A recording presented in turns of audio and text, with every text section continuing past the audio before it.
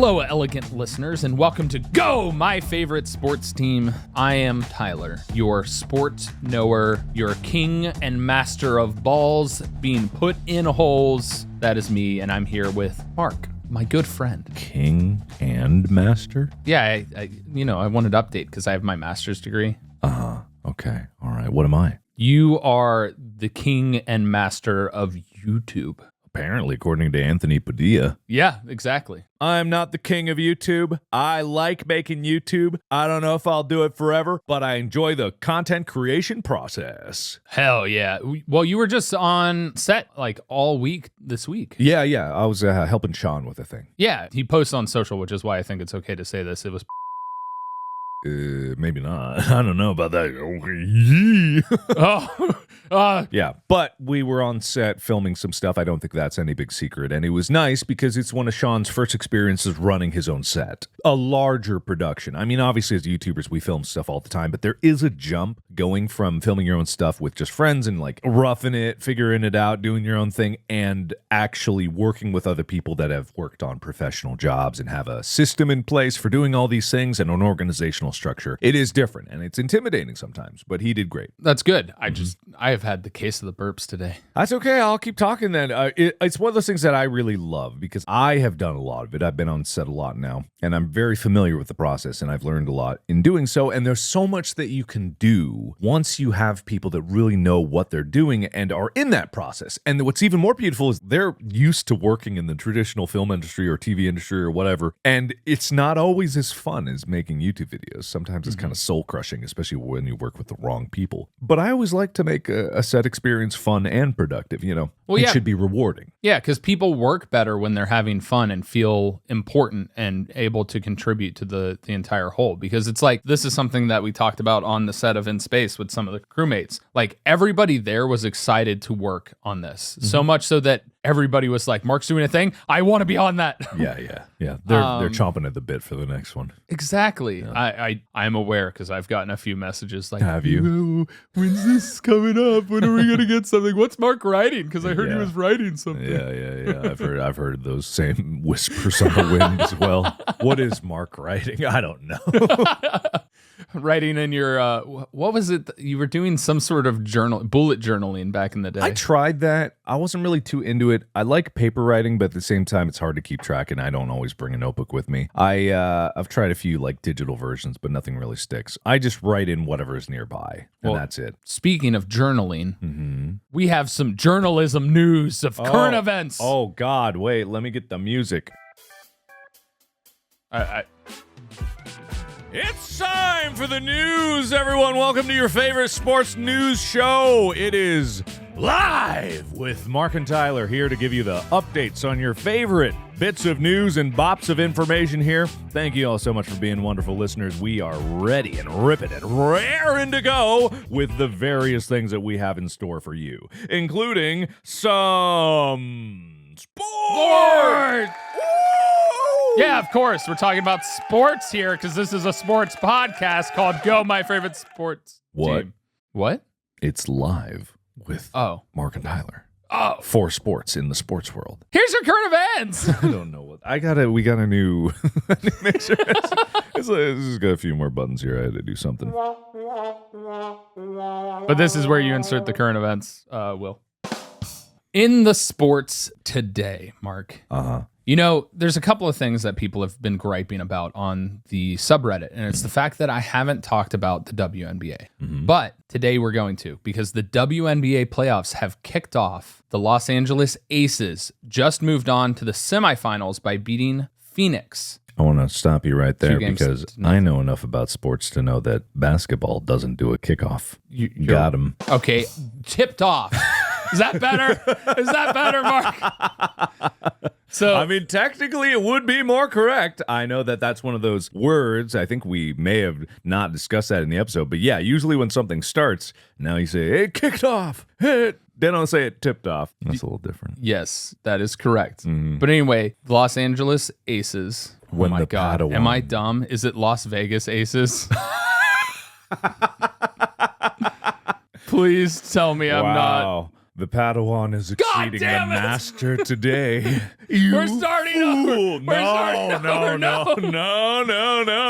All right. The Las Vegas Aces have moved on to the semifinals by defeating the Phoenix Mercury. The Phoenix Mercury. We are starting very early in the morning, so I'm going to give Tyler a pass on this one. But should be the tired one. Like we were on set all day the past 3 days. What were you doing last night? I was up till 3 a.m. Okay, why? Cleaning up my place because construction stuff and a few other things are going on. Hardly an excuse, but I will excuse you. Listen, I had to come to the studio, rip stuff off the walls, come back to my place. I went for a long bike ride on my nice e-bike. Anyway, it doesn't matter. We're talking about the current sports. Okay. Las Vegas Aces beat Phoenix Mercury 2-0 because they play a best of 3, which, by the way, why is it that they, again, like tennis, they play less games than the NBA? That bothers me because every NBA playoff game is best of 7 once it gets to best of 7 this point versus best of 3. Yeah, that is significantly less. Yeah, insanely different.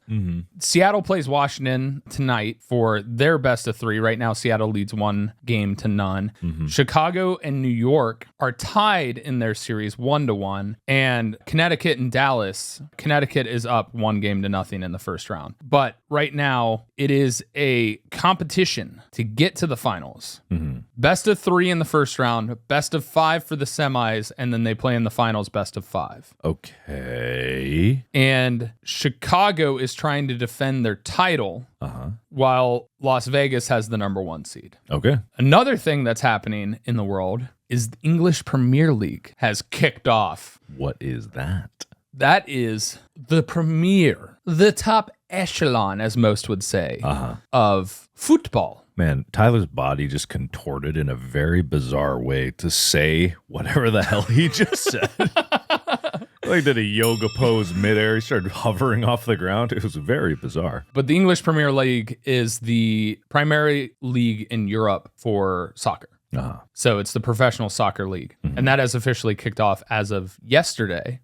So soccer is happening. Soccer is happening. When is the soccer primer? It will probably be just before the World Cup, which I believe is in October. Why are you asking me? Why would I know? No, I'm lying. It's not in October. The World Cup, I believe, is in December. No, wait. Okay. It's coming to me now. All right. When is the World Cup? The psychic messages of when these things start. It starts at the end of November. I was doing the before and the after and not the current. He exists in the future and the past simultaneously. He does not exist. That's why he was kind of wispy. I thought you were weirdly translucent today. God, bring yourself back. You're going to be lost to the strands of time. And the last thing that's huge going on in the world of sports today is the Little League World Series is... Series? The World Series. Are you okay? I know it's early, but we really got to get professional here. All right, I'll get professional. 2022 Little League World Series has begun. The first pitch was thrown out today. I didn't say you had to be more dramatic, but I appreciate it. You're welcome. Do you want an effect? We have a new mixer, so... We now have different voice effects that we can do, and really bother Will because of the inconsistencies that he won't be able to apply globally to the entire WAV file. He probably doesn't like this very much, but I think we should do it anyway. What do you think? That was quite demonic. All right. I was shook into my core. Could you even understand anything that I said? Not really. All right. Well, moving on back to sports. My fun toys don't even matter anymore. No, they matter. I just wasn't paying attention, so. God. All right, then, fine. No, the Little League World Series has kicked off. There are numerous teams vying to win the Little League World Series all across the United States and into other countries as well. Other countries are participating in Little League, which is baseball. Is that correct? Yes. Wow. So there's Team Japan, like Latin America, I know Caribbean. Korea and Japan love baseball. Yeah. So Asia South Pacific has moved on against Europe and Africa. The Great Lakes have defeated the Midwest. The Southeast beat New England and also just beat Mountain. For some reason in my head, I thought that meant the Great Lakes flooded and then a sweeping torrent of water rushed through the Midwest and took it all out. I'm like, what happened? Jesus. Canada beat Japan. In war? What? No, in the Little League World Series. It really sounds like I don't expect a Little League team to be like selected down to an entire country. So that's why it's weird. So if you've never watched the Little League World Series, on the left-hand side of the bracket for the two different regions are both United States. So one side, man, you were really dribbling coffee today. I'm dribbling coffee. You're dribbling words. Carry on. We're even. We're the same. Mine doesn't affect the podcast in any way. Until it drips on your computer. Mixer, yeah. Whatever. Hey, but on the left-hand side of the bracket is the United States, and on the right-hand side are all the international teams.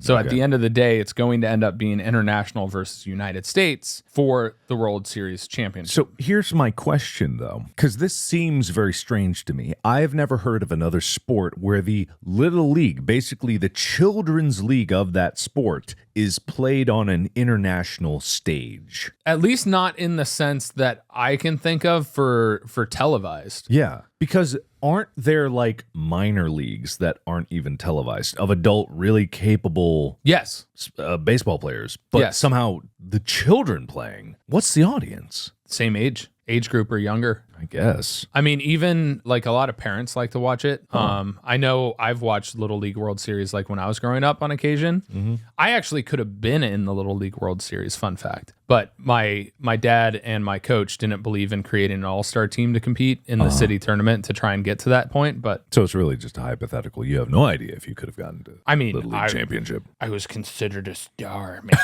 I was a star player. I was so great at being an outfielder. Why are you talking like that? Because I'm trying to be nerdy. Why is it nerd? No, it's a sport. Exactly. I'm nerdy about my sport. All right. Whoa, man. That's okay. We can talk about it the next time we do Sports Life. But anyway, the Little League World Series, it's really cool because, like you said, international teams are able to come in and compete as well. I believe the reason they have them separated in two different sides is so that international doesn't all have to come to the United States to play. They find neutral territory elsewhere. That's my educated guess. I might be wrong. I very well could be wrong. Okay. And then the United States obviously is all the different regions that qualified, and then they play against each other. Okay. To try and get in on that side. So who's the favorite to win in the world? I know in the U.S., Hawaii has been doing really well, but they're not listed on this bracket, and I don't know why. What's the age range, by the way? Of the Little League World Series? Yeah. Let me verify that because I remembered it as being one thing, and I want to make sure I'm right. Okay. I believe it's just like, I was going to say under 13, but it's 10 to 12-year-old. 10 to 12. Okay, so at some point in this chain of events, some 10 to 12-year-old is going to win the International Little League Championship. I mean a team of them. Yeah. But one of them's going to be the MVP of that team, right? Correct. So at some point, a 10 to 12-year-old child's entire worldview is going to be destroyed by being declared as the greatest 10 to 12-year-old baseball player in the world. And then won't that cause their ego to collapse within themselves when they go back home and return to normality? I mean, we can talk about this in an actual episode about like child stardom and how possible Little League series, the way it's televised and broadcast, affects people. Yeah. Because the other thing is like I've watched the Little League World Series and I've had a big issue on occasion where sportsmanship is shit. Yeah, that's a huge thing. Yeah. Yeah, there was that one video where it wasn't Little League, but maybe it was the age range where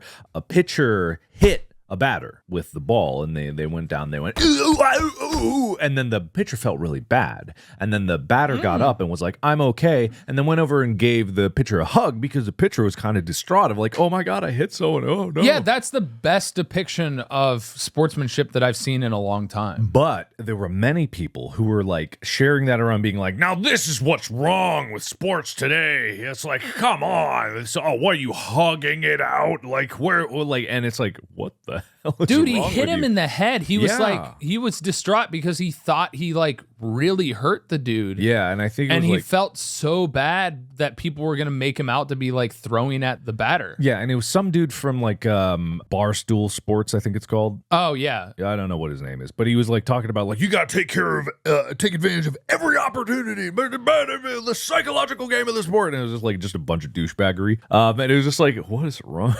Sports are meant to be fun, especially for kids. And it's like if I threw a pitch and I hit you in the head and you were on the opposite team, even if I didn't know you, I would be like, oh God, no. I'd be distraught. So there's a story about this. We were playing baseball, right? And I was a pitcher. Yeah. And so I was throwing and missing the plate because this team was taught to crowd the plate so that I wouldn't throw over the strike zone. Mm-hmm. And my dad came out and he's like, Tyler, I know you don't want to hit them, but throw the ball to the glove. And if they don't move, they don't move. Mm-hmm. And the next pitch, I nailed this batter because he was all over the plate. And he was on the ground rolling around, kicking and crying. And the other coach was screaming like, he did that on purpose, which is not at all what I was taught. Uh-huh. I was taught, throw it to the glove. Yeah. And I was huffing and puffing on the mound because I was upset. Yeah. And my dad came out to check on me and he's going, Tyler, are you okay? And I was like, yeah, he didn't move. I felt so bad though, but I was like angry that he didn't move. I think this coach teaches his team wrong just because it's funny. Like you see him in the dugout, he's all cross-eyed. He's like, he was right over it. He did that on first. He was 10 feet away from the plate. And oh my God, how could he do this to my boy? And it's just like well, I mean, I think like I've the most asinine strategy. Yeah, stand over the plate. Ain't nothing bad could happen to you. No way, this kid ain't throwing hard enough. And I could throw like hard. A little baby, he ain't gonna do nothing to you. He got noodle arms. He ain't going to sling that ball any faster than he. I looked in his eyes really far apart, apparently. I was an idiot. And he says he's got weakness inside of him. He won't hit you. Like, it was really silly. I mean, there's a lot of conversation. Like, I plan on doing an episode about coach qualifications and why they need to be better. Yeah, I'm qualified. You want to see my degree? Come to my trunk. Anyway, that's where I keep my degree. What Don't are you solicit. saying? Don't take candy from strangers. Don't go to anybody's trunk. What's wrong with my kids, if you're trunk? listening to this, if somebody offers you that, call an adult and His whole run car away. is like 5 feet laterally offset. Like, he's the guy that parks in the parking garage and he's like a foot over the line. He's like, I'm dead center. He's a mechanic, and so like his one wheel's like way further back than the other. His backup camera's on a boom pole sticking off to the side. What do you mean, officer? I didn't see nothing. He has to have a fork that's like got a 90-degree bend because he keeps missing his mouth. Damn. Delicious. Dude, just thinking about his toilet. Oh, yeah. He's peeing in the bathtub. Keeps shitting on the floor next to it. Damn Japanese toilets. Can't do anything right. He's in the dugout chucking popcorn in his face, hitting the guy behind him. Missed. They don't make them like they used to. Anyway, yeah, we gotta go.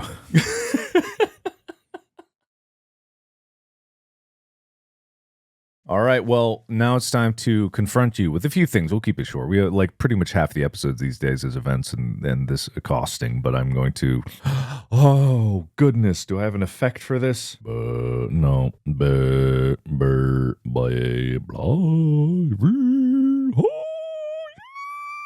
high pitch really got me. Anyway, I'm possessed now. So, Sharp Tacos asks, is there a sport more boring to watch than soccer? Boring? Oh, God. Excuse me. Oh, wow. Soccer boring. Mm-hmm. I think it's just because you don't understand the massive amounts of nuance to the game of soccer. And the fact that the athletic requirements of being able to not only sprint quickly, dribble the ball, kick the ball precisely where you want to kick it, and at the same time have the endurance to do it for an insane amount of time on a field much larger than a football field, an American football field. I'm sorry you don't appreciate that kind of athleticism. It is exciting. I love the World Cup. I love watching soccer. Cincinnati has a new Major League Soccer team as a few years ago. FC Cincinnati. They're great. You just need to pay attention to it and actually go to an event, because at a soccer game, the environment is immaculate. It's so fun. But how can I understand the nuance of sport when you haven't done a soccer primer? Coming! All right. Oh, it's been banished away. All right. So Amanda, but with with an X in the middle, AMXNDA, says, the sweepy thing with the big puck is not a sport. The sweepy thing? Are you talking about curling? Maybe. I don't know. The sweepy thing with a big puck? Sweepy thing with the big puck is apparently not a sport. First of all, curling is a sport. The amount of technical, precise movements, the spinning of the stone, by the way, to make it curve the correct direction, having the proper amount of strength without too much or too little to have it land in the right spot. Also to plan ahead and accurately use geometry and physics to have things bounce. And don't even talk to me about this not being a sport. It requires strength. It requires insane amount of muscle control. It requires teamwork and communication with sweeping and knowledge and planning. It is so strategic and so precise. It absolutely is a sport. All right. Well, that's settled then. Curling is a sport, according to Tyler. Here's another one. This is a more specialized prod. I'm ready. HIEI 2K7 says, the Cincinnati Bengals will suffer Super Bowl loss hangover and will not win the AFC North this year. I mean, that's a real thing. They Is it? talk about Super Bowl hangover being a thing. First of all, how dare you come after my team? You must be a Pittsburgh Steelers fan. Their icon is a red truck, if that helps at all. That doesn't help. Okay, never mind. I know who they are from the Discord, though. Oh, yeah? I know where you are. That's terrifying. At least on the Discord. No, I mean, it's very possible. There's a number of things going on in the Cincinnati Bengals training camp right now. Joe Burrow, the all-star quarterback that we love and appreciate. Yes. He had his appendix burst and had to have an appendectomy. Whoa, I covered up that. An appendectomy. Right when training camp started. Oh. So he's been recovering. He's looking pretty good. He's thrown some picks in training camp. But the biggest thing is they've become stronger on the offensive line. They've gotten better at a number of different positions, particularly in that area. And their depth has shown off. It's a question of whether Jesse Bates will play because he's been holding out for a new contract. He's a star safety for the Bengals. But I think they're going to do well. The biggest thing is the Ravens are now going to be a little more healthy. If they can stay healthy, they're going to be a lot more difficult for the Bengals to play against in the AFC North. The Browns are going to be significantly weaker, in my opinion, because Deshaun Watson, rightfully so, got suspended for most of the season. Should have been the whole season, in my opinion. And the Steelers have gotten better in a number of areas, but at the same time, they're going to have to deal with a brand new quarterback and a new system this year. So I think right now, if I were to predict the AFC North, if the Ravens stay healthy, they might win the whole thing, but the Bengals are the team to beat, and everybody keeps sleeping on them, and they only got stronger. They didn't lose any key positions. If anything, they've gotten deeper at the key positions. Their wide receivers, their tight end in Hayden Hurst, and their defense is healthy again, and they've strengthened up their cornerbacks and defensive backs with the draft picks and a few other things. So they're looking pretty good. But All right. at the end of the day, in the NFL, a lot of times it comes down to which team stays the healthiest. I mean, so long as they get back there in the less than 30 years, that's a win. That's a win. I think so. And, but hey, if it doesn't happen, I guess I'll have to settle for a participation trophy. No. No. And that brings us to our next segment. Well, oh, that's an effect. Here we go. Oh, that's still on. All right. You know it, you love it. This is Sport Talk with Mark and Tyler, the sport experts in the sport world. I'm gonna shut up now. I hate myself. Don't do that. It's a terrible, terrible, terrible. So today's topic, like Mark got into, is about trophies.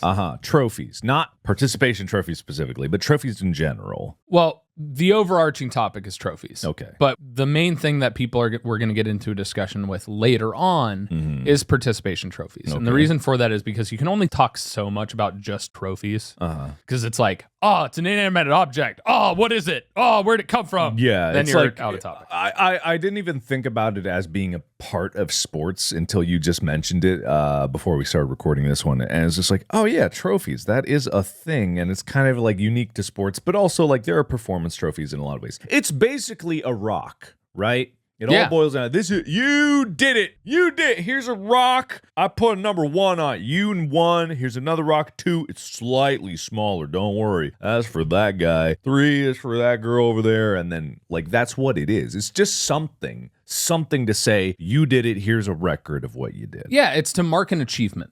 Yeah. And that's the whole thing about trophies. So before we get into it, I know you've gotten some trophies. I know you've gotten them. What can I say? You've won awards. You've won in sports. You've done a few things. So talk about some of the trophies that you've gotten and what they mean or don't mean to you and what they're for. Oh, there's so many. How can I pick? Oh, man, I have to sort through my mental library of all the trophies I've won. God, man, I haven't stepped inside my trophy room in a spell. Well, I mean, I go in there every week for all the accolades that I win. I have to put it somewhere, you know. Oh, man, just so many. Where do I begin? Pick a random letter in the alphabet, and I'll T. guess I'll... Trophy. Why did I know you were going to go with that? Oh, what do you mean? Okay, anyway, so I guess, you know, as a kid, various trophies here. I stole a blue ribbon once and pretended like I won a competition. I didn't. Oh, is that the one where you backed up backwards? Yeah. Like you talked about it on Distractable. Yeah. And you were on a stage and everybody just kind of watched you do it. Yeah, I know. Don't want to talk about it. I think I got like 3rd or 2nd in a wrestling competition at some point. I got kind of like 1 or 2 of those. And then track and field, you know, I did okay. In track and field, but that was more ribbons and medals as opposed to trophies. I don't have that many trophies, and I don't think there's that many that have survived that long. And when I got to making YouTube, the trophies that I have are streamies, which are nice. They're lovely. I have a few of those on my mantle, and then there's, I guess, the trophy of the diamond play button, the various other play buttons from YouTube. I guess, yeah, those are just accolades, but I'm not a collectible guy, so they just kind of sit around. Yeah. You also have other awards that technically qualify as trophies. No, which ones? How do you know? Your Make-A-Wish one. Oh, plaques, right? Yeah, Yeah. that would qualify. Yeah, You got that trophy for like best margarita. the taco trophy. Yeah. I got it from Rachel Ray. Rachel Ray hand delivered that. Well, I mean, she was in the room, so she handed it to me. For best mixed drink at this strange thing. I forget what it was for. I think it was at a YouTube Creator Summit. I can't remember. But yeah, we were broken up into teams, and, you know, it was supposed to be like making a taco, and also it had to have a drink component. And I used to be a bartender. I'm not saying I'm good at bartending or could even remember most of the basic drinks at this point, and I only bartended for like a month, but I was like, I'll take a crack at it. I don't even remember what I made. It was just like some orange thing. I don't fucking know. I mean, it must have been delicious because you won best drink. So. Oh, well, I mean, I think what only did is like I salted the rim. That's all I did. Because it was supposed to be a margarita, right? So it was like I made some orange margarita and I salted the rim, and no one else did. Everyone just like put ice in a glass and poured the things in, and I was like, they didn't have a blender, so it had to be like I couldn't blend it, so it was on the rocks. It was just on the rocks, but I got a shaker, you know, it salted the rim, and boom, and I win because no one else tried. Like, that's all I did. Anyway, but that's a trophy. That's probably the trophy I'm most proud of. That's fair. That's fair. Because I remember when I first came out, seeing that trophy and asked you what it was, and you went on a whole spiel about it, and it was really cool. It was just because it was unexpected. Well, and that's the great thing for me is the way I look at trophies. It's like a conversation starter, or it's just a reminder of like your actual accomplishment. So like I have a bunch of trophies, and we grew up in the era of participation trophies. Bunch of trophies. Yeah. No, we grew up in the era of participation trophies, so I have a bunch of trophies for participating. Was that an era? Yeah. It started, we'll get into it later, but it started like in the like 80s, 90s was the participation trophy started becoming a big thing. But like, I remember growing up and my dad had this giant golf trophy because my dad was actually really good at golf. Okay. And then he kind of had to choose the family life. So like he played golf when I was really little, and then he kind of laid off because he wanted to be there for when me and my brother did sports and to help, you know, obviously all the different responsibilities a parent has of taking care of their kids. So he just didn't have the time to go golfing all the time. But he had this huge trophy, and me and my brother would fight over who got to have it in their room just because it was a big trophy. We knew nothing about it. We didn't even know it was for golf until we got older, but we're like, I want the big trophy in my room. And it was my dad's trophy. Yeah. Okay. And his one rule was like, as long as you don't damage it, it's fine. But then you damaged it. No, I never did. Did your brother? I don't know. Some piece fell off eventually. He broke one of my trophies. I got a soccer trophy at one point and it broke. The only reason I'm upset that trophy broke is because that was the team I was on with Matt Smith, who passed away when I had my kidney transplant. Okay. He was a friend of mine. Well, I have to ask before we go any further. Yeah. What was the first trophy? The very first trophy. Yeah, we got to go into the history of this. We can't talk about it subject until we know its history, Okay. right? So my very first trophy was probably my second place. It's a medal now. I'm not talking about your the very first trophy. The first trophy. I'm talking on a pedestal. It's a weird cup. I want to know what the first thing of that is. I'm pretty sure the very first trophy that was created was one called, because there were always like various other ones on record, like contemporary trophies and stuff like that. But it depends on like going to ancient Greece with the olive branches that they put around the head of the champion of the Olympics in the event. The laurel wreath. Yes. Yes. Is that what it said when your search? Yeah, I have some history here. So chalice. I had forgotten about this word. Chalice. By the way, Act 1, History of Trophies. Dun, dun, dun. I don't know. Anyway, so chalices are a fancy term for cups. They're a very special cup. I don't know what the definition of chalice is, but you can look it up. Just think of a cup with way too many bits and bobs and dangly bits. I can tell you this type of trophy is officially called a loving cup trophy. A loving cup trophy. Yep. Anyway, cool. Chalices were given to winners of sporting events at least as early as the very late 1600s in the New World. For example, the Kip Cup, made by silversmith Jesse Kip, a small two-handed sterling cup in the Henry Ford Museum, was given to the winner of a horse race between two towns in New England in about 1699. Chalices, particularly, are associated with sporting events and were traditionally made in silver. Winners of horse races and later boating and early automobile races were the typical recipients of these trophies. The Davis Cup, the Stanley Cup, America's Cup, and numerous World Cups are now famous cup-shaped trophies given to sports winners, which is interesting because now I realize that a lot of these competitions are called the World Cup or something cup, Stanley Cup, yada, yada. Yep. It's referring to the chalices, the cup shape of them. And is it because they would drink out of it? They would pour wine in it? Booze, moonshine. Well, I mean, it was a status symbol. So, like, obviously, you would bring your own chalice to wherever you ate and had shared drinks and food with.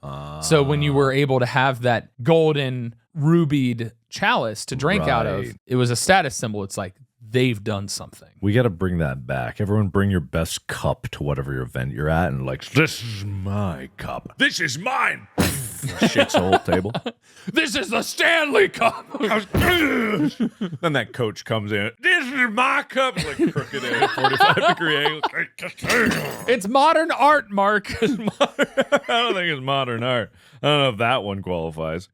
And it tries to pour in it, like splashing all over the table. Yeah, but the history of trophies and awards dates back to ancient times. Like some things that were considered trophies, if you've ever been to Rome or France or anything like that, a lot of archways are significant achievements of war or other things. They were the trophies that they would have.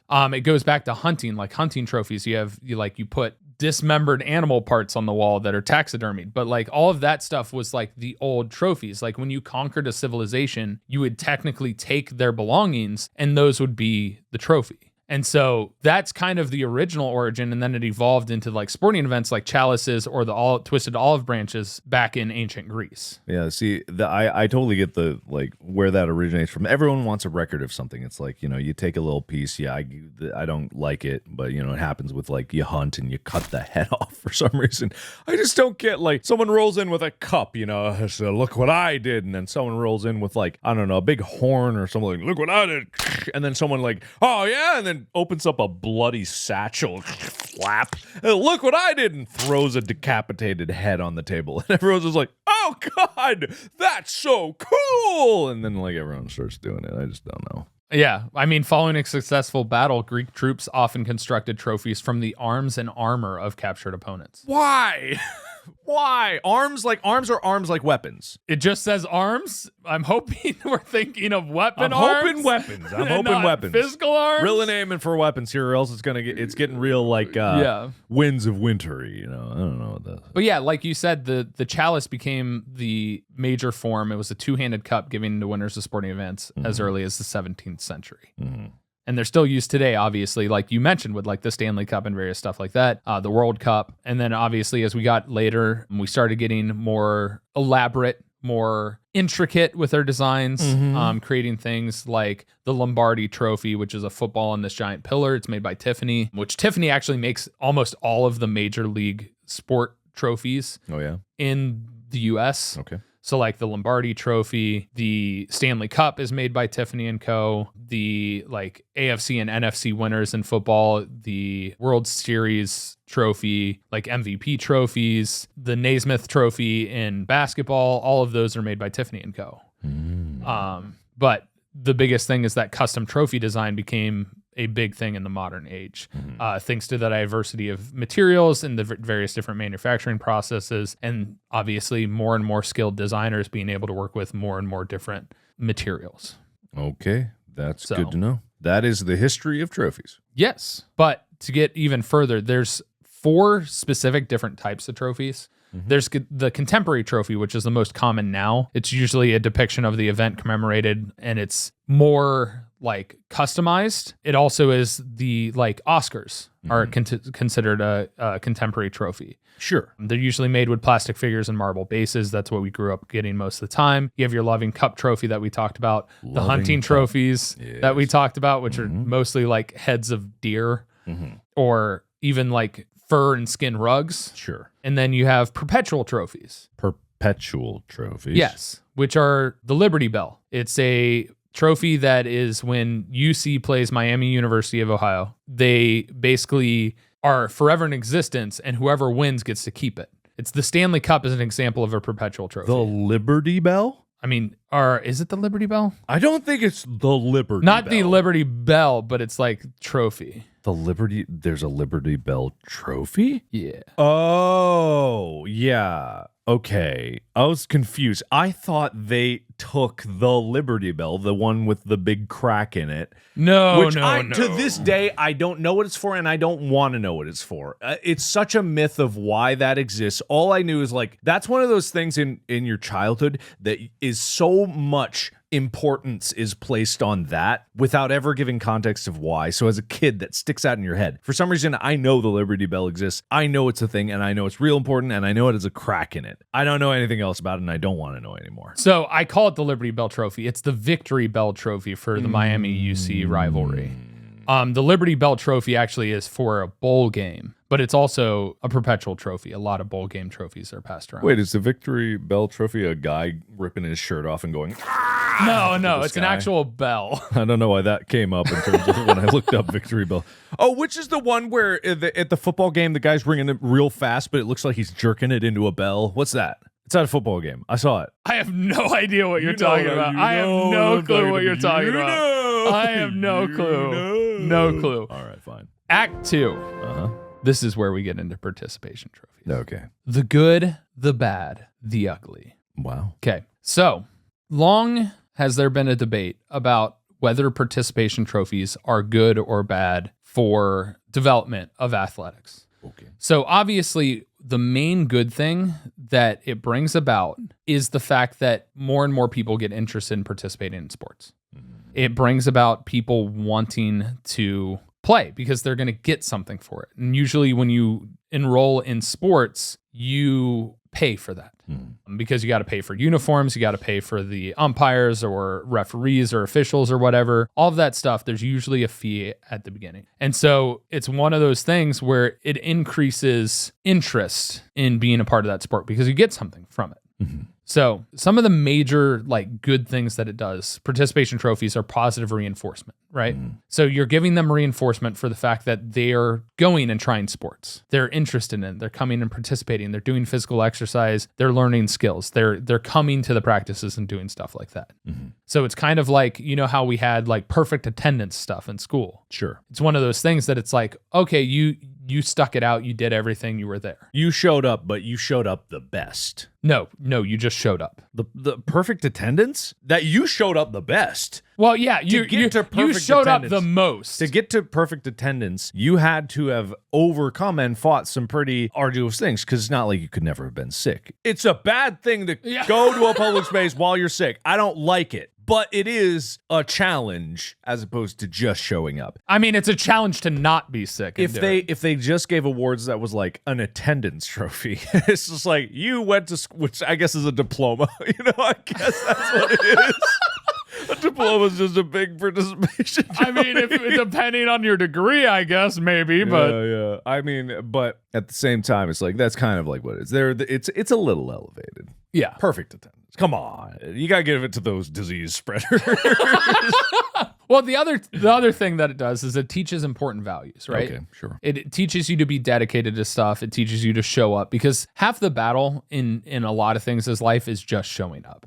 Okay. And so like it teaches the important values because it gets you in the door. And maybe during that time you're learning teamwork, you're sharing, you're putting in the effort, you're putting in hard work, you're practicing. I mean, I can admit growing up, there were people that showed up but didn't pay attention to the practice. They were out there picking grass, but that's a whole other story. But it teaches important values in the sense of like committing to something. Sure. The other thing, it elevates their success because, you get something. It makes you feel good when you're given something. Yeah. When you're able to receive that. And we already know with the advent of the internet and various other things, there's bullying, there's all kinds of other stuff that happens. And so being able to be like, you know what, I did that, and being able to have that is cool. And I'm able to have a better memory, and I'll be completely honest about this with the participation trophies that I have. I'm able to actually recall when I see those trophies that season or that team to some degree. Okay, so it's like a reminder. What it sounds like is it had a positive impact on your life. In a way, I'm not saying it's wholly good, but from what you're saying, it sounds like it had a positive impact. You can look back and you can be like, I did that thing. Yeah. Okay. And then obviously with all of that, and I've kind of already talked about it, increases self-esteem. Yeah. Okay. Now the bad.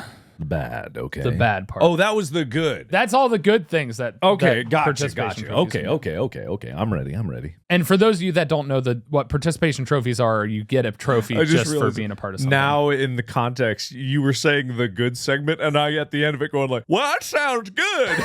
Yeah. Wow, I'm convinced that's real good. Across the bar, that's good. There's a reason that it's the good, the bad, and the ugly. I get it. I've connected the dots, everyone. I've connected it. I'm smart. An argument for why it's bad. An argument, okay. Is it kills competition. Fuck you.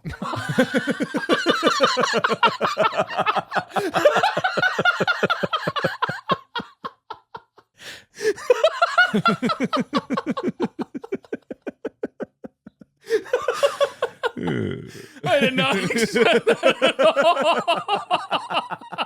all. Carry on. It kills competition. Okay. Because the belief is not everyone should feel like they're a winner all the time. Like, oh, we didn't win, I still get a trophy. I personally don't have this similar belief, but it's one of those things that it's like you lose an opportunity that motivates people to work harder. Okay. Because it's one of those things to where if I get it regardless of what I do, why should I try to win all the time or work to improve or to better myself? Okay. Because it's like, I'm getting a trophy anyway. I can just dance around and show up. I'm not going to work on learning the skills. That's their argument with it killing competition. Okay. The other one is it promotes narcissism. So psychologically speaking, a study that was done earlier this year, apparently that when people are overvalued, in this particular sense, it's students, they were more likely to develop narcissistic traits such as entitlement and superiority. Okay. And that's something that obviously a lot of people look at. And we've talked about this briefly, not in this podcast, but how there is some people out there that have this sense of like they deserve something. Regardless of how much effort or how much work they put in, they deserve this. And we've experienced it in various different aspects of life. And a lot of people attribute part of this to the participation trophy era. Because it's one of those things that it's like, even if they're not exceptional, even if they haven't put in the work, even if they haven't done anything, they're like, they still get something. And so there's people that are out there that are like, oh, I'm not getting this, I should get this. Right. Okay. So that's like, and the fact that there's a study that actually shows that is even bigger. There's another study, not to interrupt, but there's another study that's kind of in a similar vein. It's more in terms of education and childhood, like independent development. And it talks about this study, and I'm butchering this. Like I'll get some things wrong, so I apologize. People can look up more information for the actual accurate study. But they divided a classroom into 2 camps, or at least 2 groups of children into 2 camps. They had them both complete the same task, and they turned it in to the instructor, or teacher, or person of authority. And the authority person went away and then came back a little bit later and said everyone got A pluses. Not like on a podium and said everyone got A's. Obviously, they told everyone individually that they got A pluses on it. They got a perfect score on whatever it was they did. They told half of the group that they got an A plus because they are naturally smart. Oh, naturally great. I have this study in my stuff. It is here. Should I hold off then? No, you're good. Keep going. So they told half the group you have an A plus because you are super smart. They told the other group that they got an A plus because they worked really, really hard and they studied really, really hard. The summary of the ending, and you can explain it a little more, is that they were offered a test. One was more difficult, one was easier. And they were told beforehand that one was easier, one was more difficult. The ones were told that they got an A plus because they worked harder were significantly more likely to choose. I think it was like 86% of them, if I'm remembering what I read yesterday, chose the harder test if they were rewarded for their hard work. Whereas the majority, like I think it was almost 100% of the group that were told that it was because they were smart, chose the easier test. I think you're conflating some things because there was the test and then there were the puzzles after the test. Okay. So you're talking about a different study. Yes. There's multiple studies about this, about rewarding effort versus rewarding intelligence. Yeah, the one that I was talking about is after they separated them into groups where one thought they did it through genius, the other thought they did it through hard work. They then had them do puzzles. They segmented them out and they were working on puzzles. And they had 3 different puzzles, like of super easy, medium, and hard. The group that was told they were really smart, they flew through the easy puzzles and they didn't really enjoy it that much because they assumed that they were easy, but they did not apply themselves to the medium and difficult puzzles. And most would give up as they got to the harder puzzles, and very few of them reported that they had a good time doing it. The other group, however, more likely to choose not only all the puzzles, but the harder puzzles, and they reported they had more fun working on the harder puzzles. And what it was is like, because they were told that their work and success was dictated by their hard work and work ethic, they looked at tasks differently and they approached the task with like, okay, if I can figure this out and work hard at it, it's going to take work, I will have success, and they enjoy the process. Okay. And I fully understand that. Oh, yeah. And we're going to discuss that a little bit further later on. Sure. But it's one of those things that I don't think participation trophies reward work ethic like people think they do. Okay. I'm not saying that they are one way or another in that study. But it's one of those things that it shows the difference of rewarding effort versus rewarding intelligence or natural gift. Yes. Yeah, based on merit. Like it's your ability to do something in that moment versus your ability to work hard to try and get to that point. Yes. But yeah, that's something we'll talk about in Act 3. Yeah. The other con that people have for participation trophies is they won't learn from mistakes. It's the sense that failure is a significant experience for every child. And so if you get a trophy and think you won no matter what, they don't realize that they made a mistake. So how are they going to improve upon those mistakes to better themselves, to get better at the sport? Because it's like, oh, we didn't win, but I got a trophy. But now why should I try and improve if I'm getting the trophy anyway? Yeah. And that's the argument, is like rewards need to be earned so that you work towards them. It gives you something to get to. Yeah. The other thing in that is it's misled motivation. The other thing that's in here, it's not on this list, but it's one of those things that I think about is like, I look at my participation trophies and a lot of them, I'll remember the team. I hate them. They don't mean anything to me. There's no value to them. They're just there. Yeah. Like I could easily just toss them. I kept them all because I just want to have trophies because they're there. It's like, cool. I want to look cool because I have all these trophies. And so when I have somebody over when I was a kid, I was like, look at how good I am. Yeah. And majority of them are participation trophies. Granted, my teams generally did pretty well, except for in soccer because I didn't care about soccer. But because you didn't care and therefore the whole team didn't do well. Is that how it is? Well, no, that's not how it is. It was most of my teams in soccer didn't care. We were really little. But it's one of those things that it's like, there's not really any value that's given to it if you haven't earned it. Yeah. So it's just an object. Yeah, it makes me think about that moment, but at the same time, it's like, I don't have any value in that. because it's one of those things that for things to have value, we have to have a perceived value of it. And if I'm just handed something, like if you're just like, here's a pencil, this is for being at the office today. Thanks. But if I go, this coffee cup lid is made of 24 karat white that's gold. This was formed by Tim Cook, CEO of Apple's own hand. He handcrafted this one. And not only that, when it was passed down, it went through a Japanese artist you probably don't know, but very famous for many, many incredibly lifelike sculptures. And he looked at this and he wept. He wept and his tears fell inside. That's what the moisture is in there. And I'm remiss to get rid of this coffee cup, but I'm in certain circumstances and I need to get treatment for my dog. So I'll give it to you for a fraction of what its true worth is for, $500. But that value's different. I'll give it to you for $500, and my dog Chica can I would give live you $500 to take care of Chica if you needed it. You don't need to give me anything for me to help Chica. $500. But that's a different sense of value, Mark. That's a sense of value in the sense of like monetary, as opposed to intrinsic value. This coffee cup, when I look at it, I think of how much our friendship means to us. I think of all the years we spent together. You trusting me to come out here to LA. Because if you remember, well, you probably don't. When I called you, I was drinking from the same cup of coffee and my lips touched this lid and I thought, there's no way you would trust me this much. Yet you did. And so I'm going to give this to you as a commemoration of our friendship and how much you mean to me. There you go. Take it. So I would take this from you because you're my friend and I don't want to be like, no, but you brought up a very touching moment in my life. See? And, but I wouldn't think of that when I look at that. Oh, I think of that almost every day that I've been in LA and every chance I get to work with you because I remember where I was at when that phone call happened. I was at work. I was selling cars. I know exactly where I was standing. I can go to that car dealership and go to the exact point in which we had that conversation. And that coffee cup lid. That means nothing to me. What means to me is the person sitting across the table. I'm going to leave this coffee cup lid right here on this table, and I'm not going to clean it up when I leave. And if it's here again next Sunday, I'm going to know it had a little bit of meaning. Mark, you know me well enough. That'll be in the trash before you leave. Yeah, but you're gonna stand over that trash can for just like a moment, and you're just gonna go like you're gonna think, and you're gonna go nah, and then you're gonna throw it away. But it had some value. The only reason would be because I'm like, oh, will it hurt Mark's feelings? It might hurt my feelings. It would hurt my feelings if you got rid.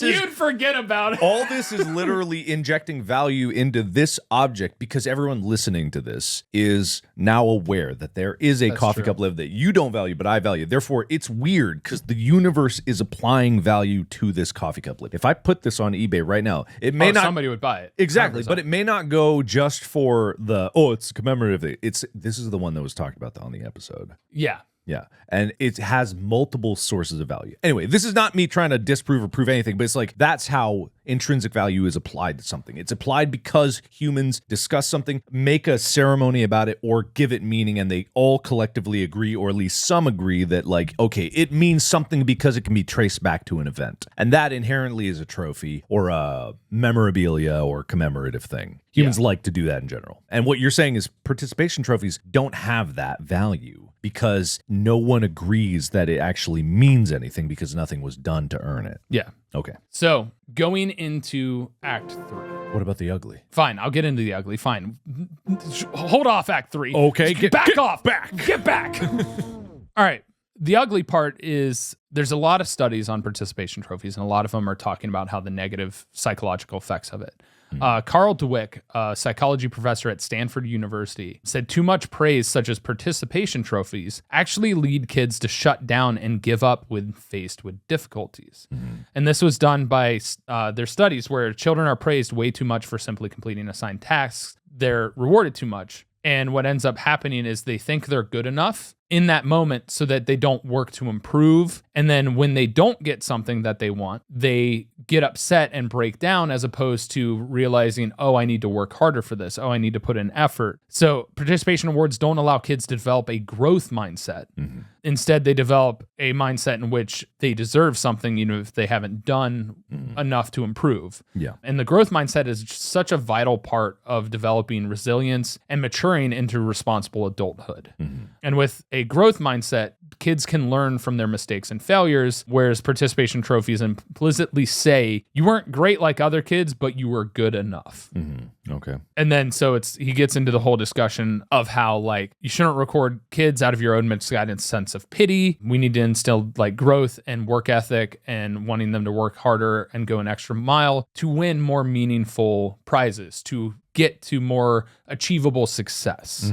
Okay. And this entire principle is backed by extensive research, as he has spent his entire professional life studying growth mindsets and resilience. I misspoke. I misread. I missed the R. She's found that while kids obviously enjoy receiving praise from their parents, teachers, coaches, too much of it causes these issues. Another side effect would resort to cheating of giving too much praises. High achieving children would rather resort to cheating than risk failure and disappointing those who constantly praise them.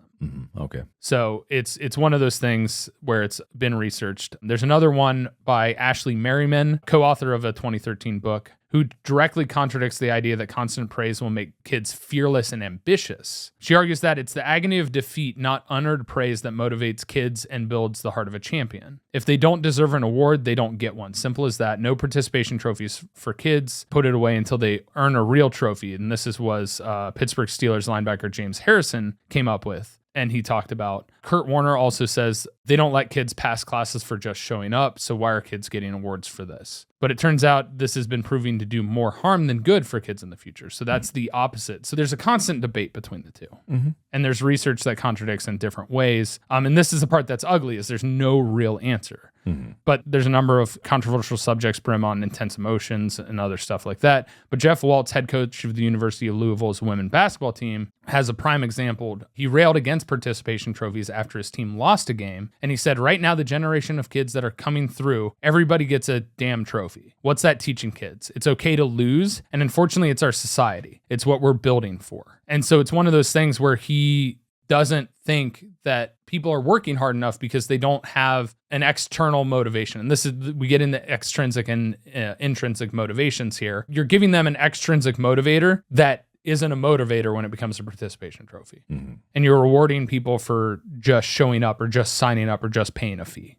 Okay. And the reason he brought that up is like, there are plenty of kids that'll whine and gripe when they don't get something for sticking through it. But at the end of the day, rewards are only a small fraction of the issues that are going on with regard to dealing with motivations within sport. This always throws me when people are just like, that's the problem with this generation coming up. Whenever you feel like you are in a position of authority to make a big declarative statement on an entire generation of people, you know you're in the wrong because you are making a big declarative statement on an entire generation of people, which just makes you an old fuck and you are completely ignorant to the many layers of things at hand, and you're trying to boil it down to something and just blame it on the weakness of the future. And whether or not, like, okay, I'll get into more detail about like my opinion on this after the third act. But when it comes down to making each generation weaker, that is literally disproven by the fact that people are breaking records every year and they're going farther because champions have better technology and nutrition and upbringings and learning and teaching. They are getting stronger. They are getting faster. There's some people that fall behind, of course, are probably more, but that's probably a sheer thing that there are more people participating as opposed to there's only so many number one slots. Like literally that doesn't go up, but the number of people that are trying for it increases, which I think also like leads to more competition, which leads to more people pushing themselves harder to achieve higher. It's such a weird mindset to constantly, I get it. You're trying to be opposing to something that you don't want and you don't like. That's fine with that. But whenever you take it a step farther, you'll be like, it's the goddamn kids and their TikToks and their Instagram. Oh, yeah. It's just like, just shut up. No, I understand that point and that sentiment. So let's get into Act 3. And that's the truth. The truth? Yes. All right. Are you prepared to declare I'm prepared to declare the truth. Okay. So the biggest thing is with trophies in sport, the only thing we reward is winning. It's about winning the championship. It's about winning the tournament and stuff like that. And teams that should win should get an award. They should get something for their accomplishment. But the problem that exists within that is you're rewarding just winning. And so when you're rewarding just winning, people will do anything to win, like they talked about with cheating. Yeah. And it's also that topic of like, some people are more naturally gifted at some things than others. Some people are different in size and different stuff like that. Like we talked about this when we were talking about youth sports, like huge, big, tall players that are playing tackle football that could literally injure people. There's a reason why weight classes are there. And so it's like participation trophies, I understand the point, but I don't agree with them because they don't have meaning, right? It's good for getting people to join. But at the end of the day, I don't find a value in a participation trophy. And I think we need to come up with a different thing than participation trophies and a different thing than winning trophies only. Right. Okay. And it's one of those things that, because all these studies vary extremes in opinions and extreme studies. The biggest problem that I see, though, is with the pro participation trophy group. They usually cite things that reward effort, reward those things. Participation trophies don't do that. Yeah. A lot of times there are kids that get participation trophies because their parents force them into a sport and they don't care and they sit there and pick grass in a baseball field or stuff like that. I've seen it in my life growing up. I've seen it in adulthood in a lot of ways where people get hired and don't do their job. Yeah. And it drives me nuts. And to my mind, yeah, maybe participations have a small fault in that, but a lot of times there's a lot more factors that affect that person. That's one thing that could potentially do it, which is why I personally don't like participation trophies. I see the good and the bad. They're not going to go away, so there's no point in fighting that. The way to really start doing stuff that is meaningful, in my opinion, is to reward things that are worth rewarding. And that's not just winning. That's rewarding people for improving, for sportsmanship in particular. God, I was so proud to win sportsmanship awards because it was like, the team was like, this dude did everything he could for the team. My senior year, I switched positions in water polo to go from being an all-state goalie to playing field. I didn't get all-state. I personally thought I was good enough to be all-state, and there were players that got all-state that over me that I was better than, but that's fine. But I got the sportsmanship award, and I was so happy to get that award because it was something all of the awards in the water polo team we voted on, and the coaches did it. So I got most improved and sportsmanship throughout my career. And it was one of those things that it was so meaningful to me that people thought of me as the person that was like, I'm going to be a good sport about something. Because that to me is a value in life, is being able to treat people with respect and kindness, whether you win, whether you lose, regardless. Just like that player going over and hugging somebody, because I give value into people. Those are the awards that mean a lot. And if you reward people for effort and you reward people for improvement and you reward people for that, you're actually spurring positive traits with extrinsic motivation to achieve things. As opposed to, hey, you signed up, you paid a fee, you get this. Because it's like, that's just lazy. And at the end of the day, if you have a kid, and this is, Bob and I actually had this discussion once because he has a different viewpoint than mine. He doesn't care. But he was like, I can just go and get a trophy. If I was a kid, I'd just go and get myself something. What now? And I'm like, but you had to earn the money to go and pay for that. Same thing with the parents. Like, there's this whole socioeconomic problem on that front. But it's one of those things where it's like, there's still a level of you had to earn something to be able to get that.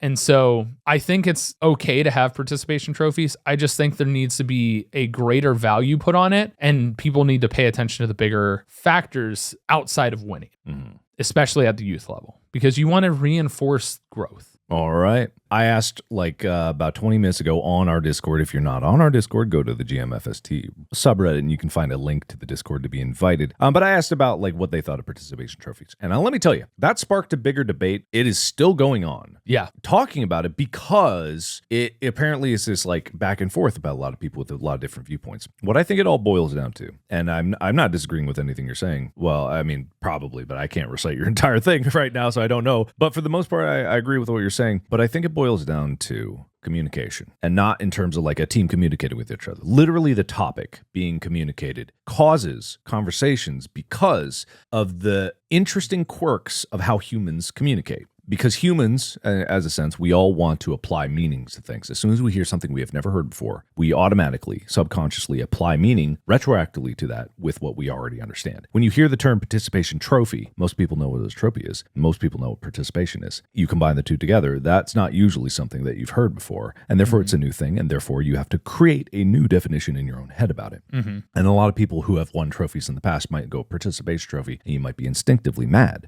because you go wait, I earned earned my trophies. They're giving them out for participation. This is where the older generations would get upset instinctively because they hear that and their brain is subconsciously going like, well, that invalidates all of my efforts, because they have to apply a meaning to this new topic that they've never heard before. And therefore the default mode goes backwards and tries to be like, what does this mean? It means they're insulting me and my efforts. That is what happens. I'm not saying that's for everybody, but that is what happens. Because if you ask anybody that's received a participation trophy, like yourself, like me, I don't care about it. No one cares about it. It's kind of, that's the kind of thing. It's like the topic of discussion is self-defeating because it doesn't matter, because the people that receive participation trophies know that it means nothing, because there are two definitions, right? There's a definition that people understand when they take it in and they learn and have to apply a meaning. And then there's the definition that has been learned about participation trophies. Everyone in the world knows that a participation trophy now is meaningless, because there are people that have grown up and gotten it and know that it's meaningless and have people shout at them that it's meaningless, and it's disgraceful to even try to apply meaning to it. Therefore, it has a weird negative meaning. But in the moment in which you receive that trophy and stuff like that, you don't realize that. Of course. Yeah. And that's wherein there's different things that can happen. And not everybody realizes that participation trophies are useless. And I've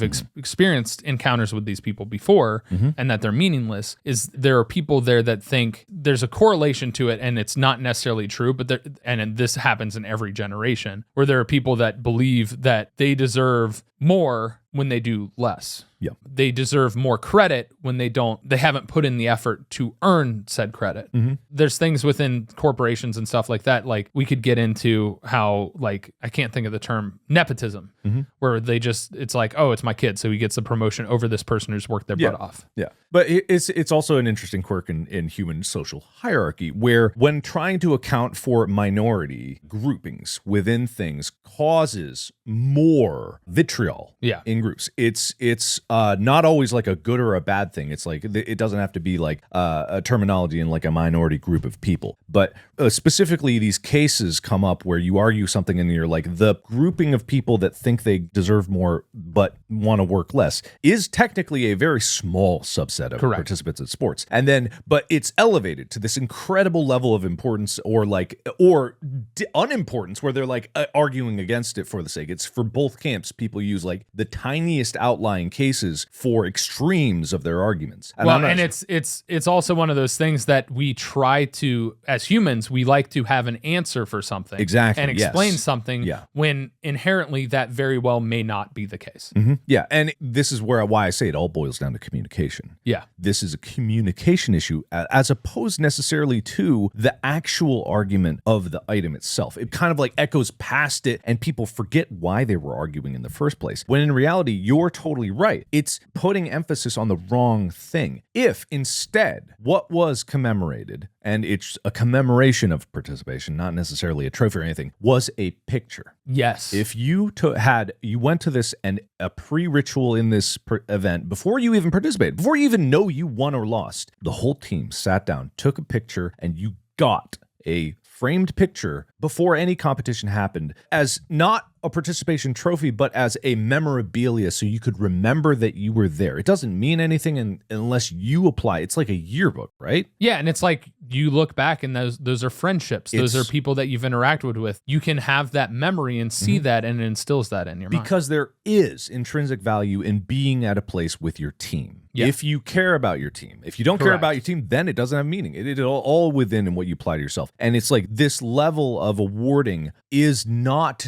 dictated by people that are outside of yourself. The individual that is a part of either a team or an individual sporting event, they have to apply meaning to something. And having these external forces of like, oh, this trophy, if you win, that is, everyone agrees that's big, and I have no say of whether that is important if I have not been a part of it. Therefore, I can't apply any meaning to it. But you being at a place is a personal thing. A lot of things are personal things that other people want to button elbow into. It's like, hey, wait a minute, you can't care about this. It's not building up your character, weird, strange child I don't know. You know, it's like it's people want to insert themselves, and it's also the problem of ego in these things. So like, I have an opinion and everyone wants an opinion, and what you were saying about everyone wants an answer is like, therefore, if I have it, I must be right. People default that they are right when people fail to realize that the majority of time or at least half of the time, they're probably wrong. I mean, my personal belief, I hate participation trophies. I hate the participation trophies that I have. I think it does instill the wrong idea. Sure. But at the same time, if you actually define participation, they actually have to give effort. And if they give effort, then it's like, yeah, they should get something for that effort. But I like the way that you phrased it. Instead of giving you just this piece of plastic that's on a marble slab, if anything, most of the time it's just a whole piece of plastic. Yeah. Give them something that actually calls back to that. It's a picture. Yeah. It's that in and of itself can be a trophy. Yeah. It's a rock. Yeah. That's why I talk about money. Money is rocks. Exactly. Everything's rocks. All things that humans value are meaningless unless unless a person, you or anyone else, applies value to it. And if someone applies value to something and they show you that thing and they cannot convince you, if they cannot communicate its value to you so that you understand how much they care about it, then that's a breakdown of communication. And this is where things get these, and that's why, like, you'll see it in politics all the time. People want to boil something down to one word, buzzwords, because they know the majority of people anyway won't look any deeper than that buzzword. And that's where, like, participation trophy, like, I'm not saying I'm different just because I'm trying to look around the words, but it's like that is what it is. The words are a wall. The words are a wall that prevent people from going to deeper meaning. And many times when you look at things, you have to understand words are just translations of thought. Thought doesn't speak English. Thought doesn't speak any language. It's electrical signals in your brain, and it's feelings and chemical switches and like banks in your head. And translating those into words aren't perfect, even if you are trying to translate and understand the thoughts in your head. That's why you can't find the right words sometimes to describe your emotion. This is all feeling. And before we get into the conclusion, I want to just cite a couple of other things, because we talked about this, that studies vary as much as opinions do. But some research shows children who are praised for efforts and rewards like participation medals and trophies were more likely to try harder and do better. Psychologist Steve Arcadiacono, Arcadiacono. Cool name. Arcadiacono said, "You've got to ask yourself, what is the point of giving someone a medal or trophy? There has to be some sort of meaning. There has to be some inherent value. There has to be something that makes it valuable to that person and makes it meaningful." And it's one of those things that even when you're rewarding effort, sometimes people will then start faking effort. So you have to really pay attention and also realize why participation trophies came about to begin with. The origin of it was actually because they wanted to increase people to actually get into sports and get physically active. Yeah. And so having those there is not inherently taking away from the other trophies that are there. If you win, most of the trophies are bigger and more elaborate, and they have greater value because you win. But at the end of the day, the most meaningful trophies to me are not the state championship trophy that I don't have, that's at Milford. The most meaningful trophies to me are the ones that are inherently valuable to myself, whether it's the stories that went along with it, the team that was there, or like I got to play baseball with my dad as a coach. Not very many people get to do that. Yeah. And so the value that I have in trophies is less about winning. Yeah, I have tons of stories about winning, but most of my stories are about the cool things that I did. And those trophies are a reminder of that. Yeah. So that at the end of the day, as much as I hate participation trophies and I think they're there for the wrong reasons, at the end of the day, I think in the grand scheme of things, they're not going away, for one. And part two, there's too much that says that they're okay and good for me to call out and be like, get rid of them, that's dumb. No, because it's like people need to be rewarded for doing things and not rewarded for just winning. Yeah. And I completely agree with that. And it's like, people have a tendency to focus on the wrong goals. They are results oriented no matter what. If I have a cattle prod and I am like, I need you to build that desk for this podcast that we're trying to build, and I say, you better build that desk or I'm going to hit you with the cattle prod. That is one way that might get the desk built. It's not a very nice way It's to not motivate. a nice way, but it might get very good results for me, not for you. Yep. Or if I say, all right, you and me, we're going to sit aside and we're going to get some beers, we're going to order pizza, and we're going to just like get here at this time and we're going to build the desk together. That desk will get done in maybe less time because we'll be talking to have fun, but we'll have a good memory out of it. Well, and at the same time, if like multiple minds make greater like everything, creative ingenuity, greater products are usually done when there's not just one person in a echo chamber. It's when people lend and collaborate, you get a greater product in general. Yeah. It's the same thing about like being on set. There's directors that yell and scream and lash out at people. I find it much easier to try to coerce everyone on crew to fall in love with the project as much as I do. Everyone being on the same page and making an incredible, memorable experience as opposed to worrying about like making the best thing at all costs or winning the thing at all costs or doing anything like excessive no matter who you step on. Yes, you might win and you could get far doing that. And yes, sometimes you need to do that to survive in the world or to succeed. There are no perfect answer for every situation, but generally speaking, the more you make people enjoy the experience, the time that they put in, and everything human just boils down to spending time doing things, whatever it is, with who you're doing them with. If you make those memorable, people will then look back at those little memorabilia pieces and they'll look back. And even if there aren't participation trophies, if you take your kid and they lost and you take them aside and you tell them how proud you were of them because you saw the effort that they put in, that'll have so much more meaning than any trophy, even winning a trophy, ever could. Yeah. Like you said, it's when people feel valued, they're going to work harder for the project. When they feel like they're a part of it and can like contribute and care, they're going to put greater effort into it and put their best foot forward. And as a last note, like on participation trophies, obviously it inherently gets people interested. But on top of that, it's also makes it so that coaches aren't incentivized to have kids sit because they're not good enough. Yeah. That's incentivized to let everybody play. And that's a big thing in motivation is like, if I'm a kid and I join a sport and I'm on the bench the whole time, I'm hating everything about being on that team. I'm being made fun of by the other players like, haha, you suck, you're not playing. And I'll admit, I was naturally good at sports and there were kids that I kind of treated that way. And I regret that looking back on it. And it's one of those things. But the biggest thing that I loved about my baseball team with my dad and Reed Chaxfield was the fact that everybody played. When he put in the lineup card, the rule was in baseball, you do 9 and 9, 9 fielders, 9 batters. We always batted everybody. And the only reason we were allowed to do that is we always sold the other team that it was a disadvantage for us to bat everybody. But we worked hard and everybody in our lineup could hit. Some could hit better than others, stuff like that. But the key part was we made sure growing up that everybody got to play. At the end of the day, they're supposed to be fun, right? Yeah, that's the whole point of sports. If winning was everything, sports would suck. Yeah, exactly. Anyway, what do we know?